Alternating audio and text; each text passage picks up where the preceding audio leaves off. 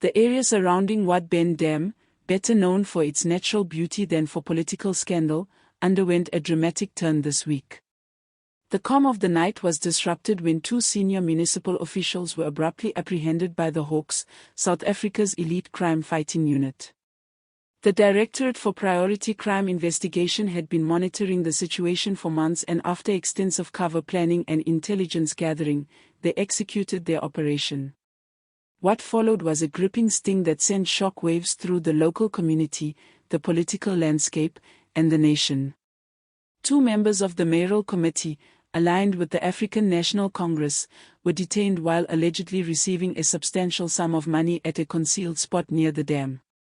Now, the public is questioning what transpired that night, how extensive the corruption might be, and what the implications are for Elon's future and South Africa's political environment at large. To understand the developments, it's essential to look at the broader issues concerning local governance, corruption, and the responsibilities of municipal leaders in South Africa. eMilani, once known for its coal mines and industrial backbone, has more recently become a center of concern regarding service delivery and municipal accountability. For years, the local government has faced criticism over crumbling infrastructure, stagnating economic growth, and inadequate public services. While residents have frequently voiced their dissatisfaction, meaningful change remained elusive. Rumors of corruption had circulated for some time, though concrete proof was elusive. This is what gives the recent sting operation added weight. For months, Hawks investigators were reportedly following a series of tips, leads, and signals that hinted at illicit activities among eMilani municipal officials. Allegations pointed to certain mayoral committee members demanding bribes from contractors and businesses in return for access to lucrative municipal tenders. These contracts determine who builds roads, upgrades water infrastructure, or handles other crucial public projects. When such dealings happen behind closed doors, public trust begins to crumble. And many believe this is exactly what occurred.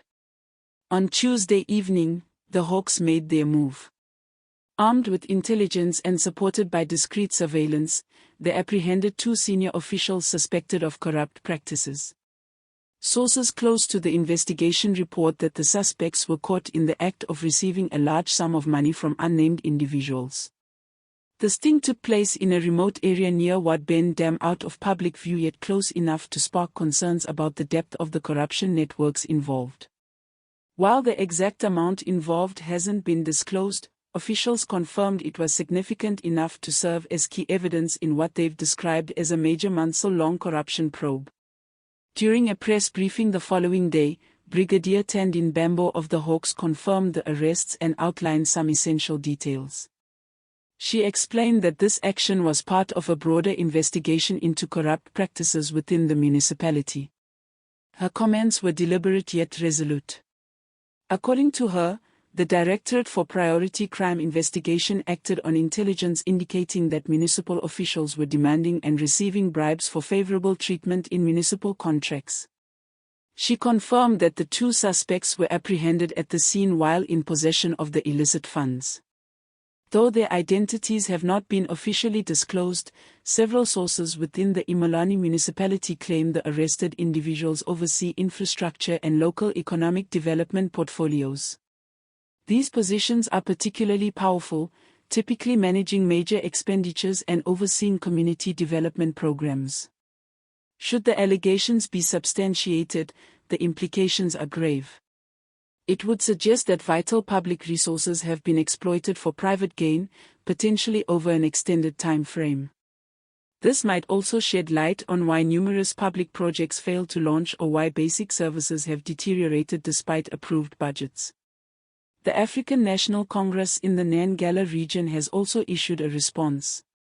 In a statement following the arrests, regional spokesperson Sayo Malona voiced disappointment and alarm. He said, "We are deeply disturbed by these allegations. The ANC remains committed to rooting out corruption within all spheres of government. If our members are found guilty, they must face the full might of the law." While the statement conveys concern, it also underscores the political strain such incidents often bring. The ANC leadership may seek to distance itself from wrongdoing, but the party faces growing pressure to repair its image before upcoming elections. Meanwhile, the community has responded with a blend of outrage, relief, and measured hope. Many view the arrests as overdue. Civic groups such as the Inland Civic Forum have expressed approval of the Hawks' swift intervention. One local figure, Thelanin Kosi, remarked, "For too long, corruption has eroded service delivery and public trust. We commend the Hawks for their swift action." Such statements reflect the long-standing public discontent. Citizens are weary of unfulfilled promises and increasingly demand true accountability from elected officials. However, pressing questions persist. Who else was involved? Will there be further arrests?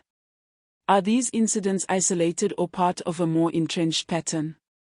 The Hawks have hinted at the likelihood of more arrests as the investigation progresses. This has unsettled the local political scene, with insiders reportedly working to distance themselves from those already implicated. The next few weeks could prove revealing, especially as the suspects face their initial court proceedings. Looking forward, the situation presents both hurdles and possibilities. The arrests could inspire critical reforms in Imolani, ushering in greater transparency and accountability. They might pave the way for replacing compromised officials with those truly dedicated to public service. But these outcomes depend on the integrity of the legal process, political resolve, and consistent pressure from civil society to push for lasting change. At its core, this case is about more than just two individuals caught accepting bribes. It highlights systemic failings that enable such behavior in the first place. It's about rebuilding the relationship between the public and their government. It's about proving that justice can still prevail even when the odds feel insurmountable. Thank you for watching. If you found this video helpful, please hit the subscribe button and turn on notifications so you don't miss stories like this. We'd love to hear your thoughts. Do you believe these arrests will trigger real change in Imolan? Let us know in the comments below. And if you think more people should hear about this, be sure to like and share the video. Stay tuned for more updates on this evolving story. And remember, your voice matters.